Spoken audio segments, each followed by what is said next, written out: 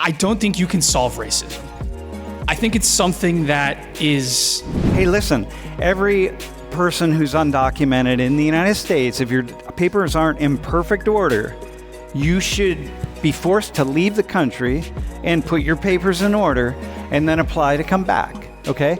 And what you're saying is, well, okay, but... I think anyone can be racist to anyone. There's no kind of barrier to being racist. There's no barrier to not being racist. In order for you to make any kind of even a soft anti-ICE argument, right? You have to ignore a lot of things. Yeah. So how afraid are you then that you're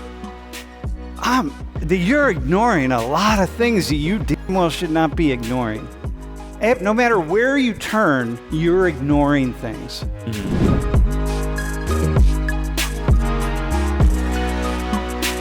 Just ask some questions. So here's the one that really came out from what Ben was writing. It's like, where and in what form have you witnessed one or all of these? Before you continue, Sam, one of the things that Sam and I talked about before class is his idea was to put these 4 concepts, experiences up so that we're always looking at them, but to purposely not define them, because the definitions are very layered, and we could do a whole dissertation on what really is this, what really is that. So we're really talking about, this is just like freedom, we're really talking about your own. When you say this is racism, you'll just say what you think that means. But we're just making it the point that there are these different terms, and they do point to different elements. But You're free to say, name them, define them however you want.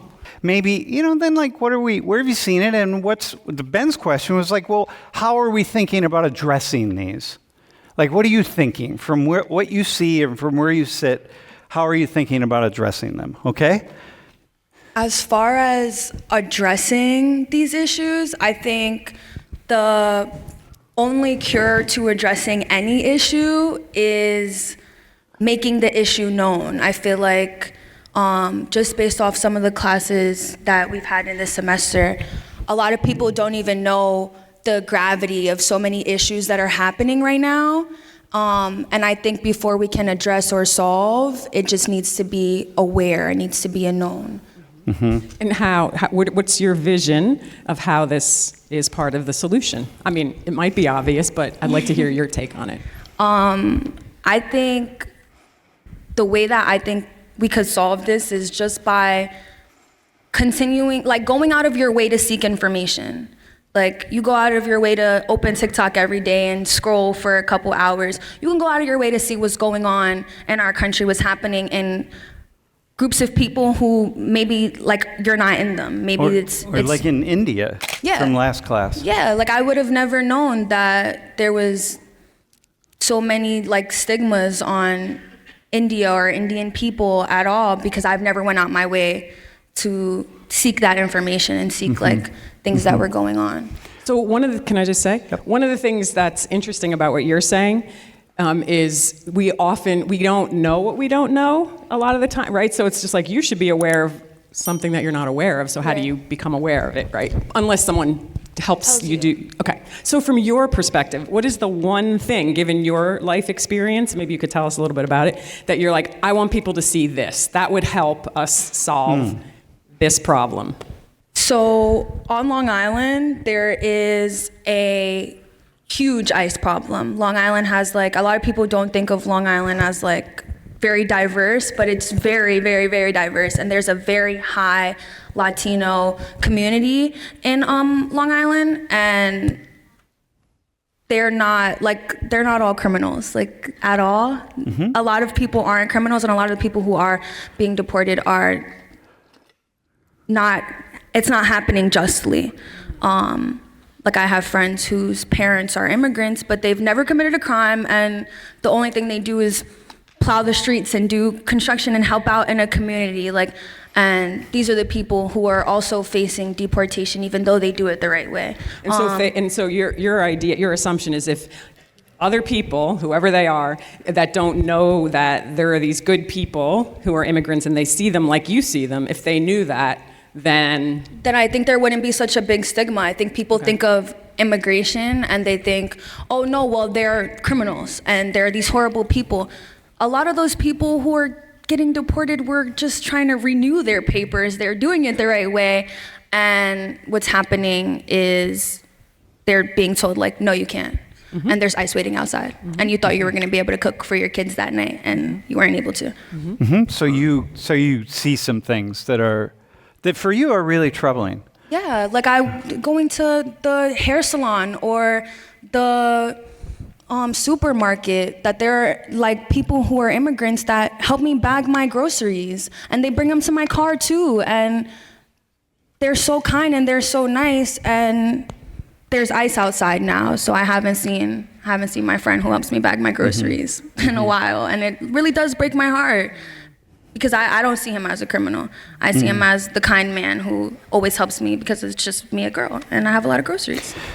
You know, Lori and I were talking about that, just to add something to it. One of the reasons I do the class like this is because I like to introduce people to other people who are not like them. And it really gives people an opportunity to just hear. It doesn't mean you have to change your mind. You might think, hey, listen, every person who's undocumented in the United States, if your papers aren't in perfect order, you should be forced to leave the country and put your papers in order and then apply to come back, okay? And what you're saying is, well, okay, but have you met people? Like, if you meet some of these people, if you have it in your mind that should be the case, but if you actually meet them and find out, well, hang on a second, this is like Carlos, this is Carlos, man, the guy with the heart of gold. Like, if you meet him, then maybe your ideas will get twisted a little bit. You might not change your mind. So I have a test. Here's a test. Because what we're trying to talk about, or we're trying to explore, we're going to get lots of other ideas, is like what could make inroads, how could we solve these problems that we've been talking about forever, right? Problems of racism, bigotry, discrimination, prejudice. So for you, not the same issue, different issue, pick one. Where have you become aware of something that you weren't aware of before, that you could say, now that I'm aware, I'm part of something that's helping. This is helping because now I know it. When the migrants first came to New York City was horrible. Like, genuinely. There were terrible things that were happening. There were people who were literally like breaking into apartments, and like under the Squatters Act, they would be able to stay, and now it's a whole court process and they're taking advantage of like elder people. And so I was under the impression like this is an issue. Like, we need to clean New York up, like this can't happen, this is not like right, this is not okay.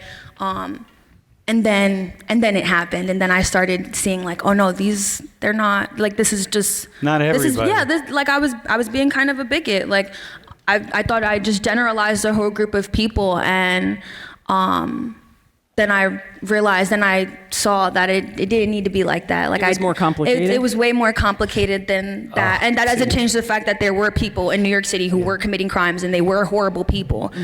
But that didn't deserve a whole generalization. Yeah. Okay. All right. That's Can we ask cool. one more question? Yep. And this is so great that you're kicking this off. You used the word bigotry, like I was a bigot. Yeah. What does that mean? How do you understand that word? I see that word as like, you are choosing to just join a group of people, and you're choosing to join like this movement or this idea without any prior knowledge. You're just going with the flow. You're going with what is socially acceptable right now with no other deeper knowledge. I see that as bigotry. What do you have for us? So I wanted to come up here and talk about it because I don't think you can solve racism. I think it's something that is sometimes inherently, I guess, inherited because of who your parents are and who your family is and what your culture is. I think especially down south, it's kind of taught to kids from a young age that you shouldn't interact with certain groups of people because they're unpure and things like that. I know in Schuylkill County that a lot of my friends that I know kind of were taught that way. And I never understood why. My mom and dad always raised me to love everyone. And that's partly why I came to Penn State, because there is a lot of diverse people on this campus, and it's been a great experience to meet so many diverse people. But I never understood why my friends kind of gravitated towards that and believed in it.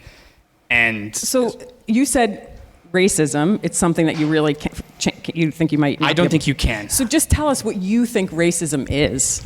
I think it's sort of this predisposition to disliking a certain race, a certain ethnicity, a certain group, a certain things like that. Just a predisposition based on a number of factors, whether it be, where you're from, your family, your own culture. I think that's something that is a big part of it, is what your culture thinks of other races, and that's why it creates this sort of idea of racism. And then you dislike them because you have the idea that some group is inferior Yes. to your that is- group. Yes, and that can be from just a number of things, but I think familial influence is a huge reason why, and I think especially in certain parts of the U.S., I don't think you'll ever be able to fully eliminate racism. So, Okay, so- what about race? What about in groups of like people of color, right? People who are not white, and racism, right? Because lots of people who are not white have the same belief that like certain groups are superior or inferior. Is that? That's an issue. I think that every group on this planet is capable of racism. And some people may not see it, and some people may think because they're victims of racism that they can't be racist to other groups, but that's not the case. I think anyone can be racist to anyone. There's no kind of barrier to being racist. There's no barrier to not being racist. Okay, so then, and you're saying you don't think anything can solve it because it gets built into us? I think there's ways you can lessen racism and make it kind of, I think you can change people, but for some people, they're too far gone. They can't be changed. And if they continue to have kids, continue to kind of expand their bloodline, they're going to try as hard as they can to instill those same beliefs on those people in their family. Yeah. So you're mixing up socializing people with bloodline. Yeah. Yes. Are those the same thing for you? Not necessarily. Okay. But I think that in your bloodline, I think if you believe in that, believe in the racist ways, you are so strongly for that, you're going to try to continuously keep that going on in your family even after you're gone. Because if you believe that your race is better than another race, you're just not just going to sit back as you die and maybe have your kids be inferior in theory to another race. Or if you're afraid. And the idea is if I have a child, I have a vision for how I want my child to live. And I have a vision for how I want my child to think. And so the closer the more I can influence my child, the more I can be satisfied that my vision is coming to fruition. Yeah, especially at the elder ages, you start to think about what you want for the people around you and what you've done in your life. And I think that for some people, if they were to say, well, I did this and I made sure my family believes in this and they're going to be better suited for, it's hard to explain, but I guess to say kind of that my family will still have the belief that this race is superior, and they will continue to kind of have that going on because And they you've are. seen this. Yes, I have seen this in Schuylkill County. I know people call that area of Pennsylvania Pennsyltucky. It's not uncommon to see a Confederate flag in the back of a pickup truck or in your friend's room. And it's funny because this is the North. This is the site of America that fought for the freedom of slaves. And I know, albeit some of the motives of the North weren't exactly just solely for the freedom of slaves, but this is the area that fought for, African Americans and has largely been the center of some of the most diverse places in the U.S. So do you have another question? I don't 'Cause have a wanna- question. I wanted to actually just kind of say, you're holding the perspective, if I could say this. Yeah. No? You're holding the perspective of I don't think if people have been socialized in a particular way, there's no solution, right? I just Yes. want to hold May not that be, yeah. as we hear from other people about solutions. Yeah, what do you got? where are you at with those? I think a big part of solving racism, discrimination, bigotry, all that is, I feel like on social media, I just see a lot of people putting a magnifying glass on whatever happens. For example, Alex Preddy, I saw so many videos, at least this morning, about how he was kicking some ICE agent's car, breaking his taillights or whatever. And then he was a criminal, so he deserved it, right? Stuff like that. I just feel in media now, they'll put a magnifying glass on exactly what they want to show. They'll only show that. So you're saying two things, which are suggesting something that could be a solution, but a magnifying glass and like what somebody wants us to think. So Yeah, say more. I feel like people need to develop more media literacy because I don't understand how you can just see a headline and instantly believe it. I'm going kind of more back with this example, but in Vegas there was a bombing right by the Trump hotel. And I mean, I was in Vegas at that time, so I was like really following that story. But I remember it was a Fox News headline that I saw, and it said, this man was an illegal migrant from Mexico, right? And I don't know, I'm not sure if I'm remembering correctly, but I remember like he wasn't an illegal migrant from Mexico. He had just visited Mexico like a few months ago, so they'll just run with whatever they can. So media literacy is your realm of solution Yeah, building. I mean, I feel like, because like I've had so many friends who are radicalized in either way. Like I have a friend who's sending me reels, they're all out of context, and he genuinely like believes this with his heart. Okay, so tell us about you and like somehow that how you have become media literate, that you would say this is why it's part of the solution. I don't feel like I'm super media literate yet. Like I'll read headlines and I'll react a certain way, but I mean, I guess that's how news is supposed to be. But I try my best to, read like for me, like I'll read like right-wing sources, I'll read left-wing sources, I'll do my own research, I'll keep reading so I can, try to understand to the best of my ability. There's a gesture that you're taking when you say, I'm not going to believe this headline. I'm going to go further than that, right? Yeah. So just tell us about what you would like to see other people do that you think could help solve this. I just feel like you got to like understand that everybody is going to push their own agenda. Okay. And So meaning everything that you read, someone's pushing an agenda. yeah, like I don't think anyone is going to like truly be unbiased. Like I'll see like TikTokers like, oh, we're trying to uncover the truth, but they're going to edit out the parts that don't, like they'll make sure to show it in a way that will fully support their point and not, not support it. I mean, I get that you want people to agree with you, but I don't understand if you're on the ground doing that research, why you would not, like, you'd have to truly hate people to do that. Yeah, to just push something that's partially untrue or untrue. Or you're making money off of it. Yeah. So this goes back to what you were saying originally about awareness, right? It's like, how do you have awareness as part of a solution if we can't trust the information that we're getting or the videos we're seeing, or we don't know how to trust or when to trust, right? So those two things seem really related and important, and probably for you all, more important than any other generation before you, which is like your burden. Really. I mean, it's all of our burden, but it's like way bigger as you're like, we're trying to figure out this world thing, and who knows what to trust at this point. How much fear do you have that it's actually just going to get worse and worse? I have so much fear that it's going to get worse and worse because, like, I'll have friends who think that they're like, oh, I'm awake, I'm tapped in, and they're just so blind. And I feel like that's everyone. I don't think I've met Yourself included? I mean, I'd say I'm partially biased in every way because I want to see.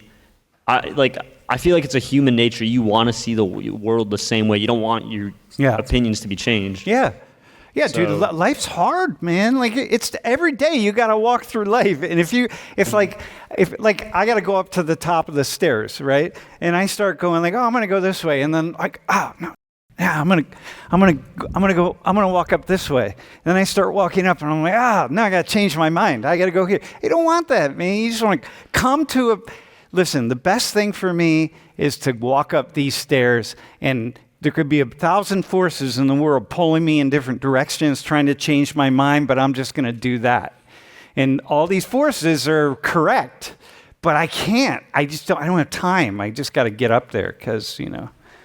That's really cool to say that because everybody's trying to get somewhere, right? It's like why am I going to take my time to become aware of something that might like undermine what I'm trying to do, what I believe, who I think I am? So I got a question for you. What's one thing that you are afraid, like you're blinded, like you just don't know enough, and you don't know enough. That might feed into these things. Our government, is it truly doing things correctly? Like maybe I'm talking like international affairs and internally in some places, like maybe ICE has a magnifying glass on it right now, but who knows where there's other wrongdoings going on, or other ways where our government has failed us or is failing us. How about this, man? How about this? Have you ever read a really good argument for ICE doing exactly what ICE is doing? I don't think so. All right. I mean, I completely agree that if someone is here illegal and they're committing crimes, they should be removed. But the way ICE has been going about it recently, especially with like civilians being shot, that's just kind of too far. Dude, hang on though. In the scope of the world, if I said, look, man, wait, what's your name again? Tamar? Tamar, yeah. Tamar, listen, by the end of the semester, what I need you to do is, I need you to go out and read really smart and thoughtful people, because there are many out there, many, and I need you to understand why somebody, really smart and thoughtful people, would say, like, nope, we need to be doing exactly what we're doing. And sure, a couple civilians died, but it's like, look, in the scope of life, it's like, let's be really clear. And you spent then the next 12 weeks just really, really digging in. Do you think you could get to the end of 12 weeks and come up with a pretty thoughtful argument and be like, Maybe it's, would you want to? I think I could write an argument right now. Again, like if you ignore certain things and want to push a certain agenda, you 100% can. Like I could write an article right now saying, "Oh, this is all okay," but would I have to ignore certain things, and would I have to omit some truths? Yeah, but to say it's not okay, you're also ignoring certain things. So what's the difference? I mean, yeah, but because I feel like a big argument against ICE right now is abolish it or like end ICE entirely, which ICE has been around a long time. Yeah, like ICE has been here for a while. ICE does things for the. I mean, I don't know. Again, I'm uneducated, so I'm not going to keep talking. I know, I hear you. No, listen. In order for you to make any kind of even a soft anti-ICE argument, right? You have to ignore a lot of things. Yeah. So how afraid are you then that you're ignoring a lot of things that you damn well should not be ignoring?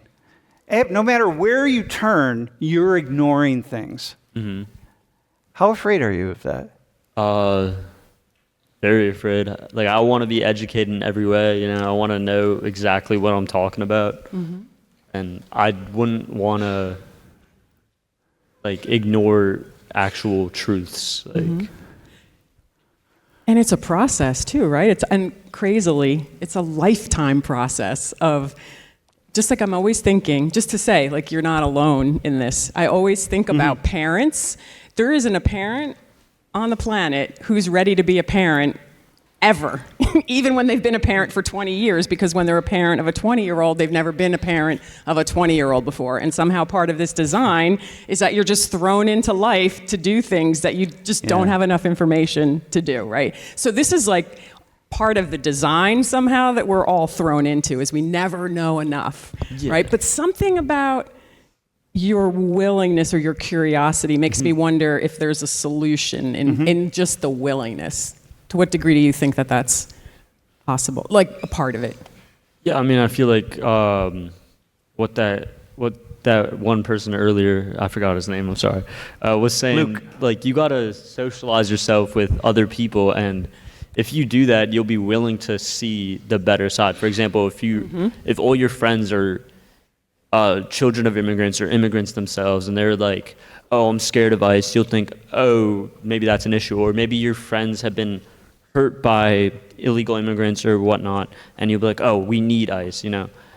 I just feel like the willingness to learn has to come from socializing with other people, and I feel like America got that because we're a melting pot of cultures. You know, everyone comes here and meets. So we have the opportunity. Yeah. It's here. Maybe some people have to lean into it. I think like definitely like he said that. What's it called? You can't change people like in the South, that you'll never get rid of racism. And I think eventually as people spread throughout America, which is bound to happen, hopefully there won't be any racism, discrimination. Okay, so then just to finish, you're saying media literacy is one part of the solution, right? In other words, being able to discern the information that's coming at you, so you know better what's true or not. And then the other one is knowing people that aren't just like the people that you've grown up with, so that you somehow can shift a little bit of what you think, maybe.